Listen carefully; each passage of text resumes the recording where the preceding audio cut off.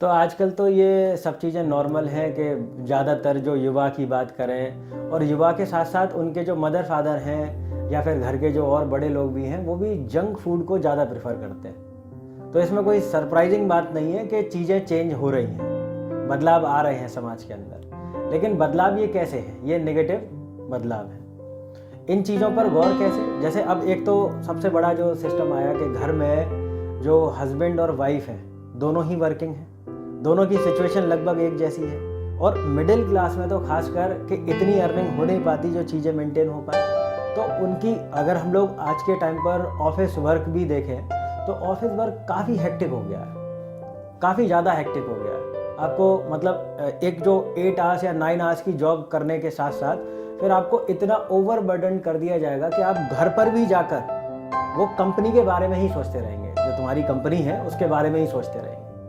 तो मतलब आप मेंटली कभी फ्री है ही नहीं। और सेम केस अगर वो वाइफ भी आ रही है जॉब करके तो सेम चीज़ उस पर भी लागू होती है। तो ऐसा नहीं है केवल हस्बैंड ही थक रहा, तो वहाँ पर अगर वाइफ भी वर्किंग है तो वो भी तो आकर थक ही रही है।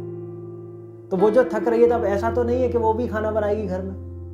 तो अब कंडीशन क्या है? दोनों के साथ में सेम है। तो अब ये दोनों लोग बस केवल अब इनका क्या रहेगा कि कैसे भी करके खाना जो है वो अवेलेबल हो जाए। तो अब वो क्या करेंगे कि चलो थोड़ी देर के लिए और सही बाहर निकलते हैं और कुछ खा के आ जाते हैं। तो ये जो माइंडसेट जो बन रहा है जहाँ पर हम लोग अपनी हेल्थ को कंप्रोमाइज कर रहे हैं, ये काफ़ी गलत है।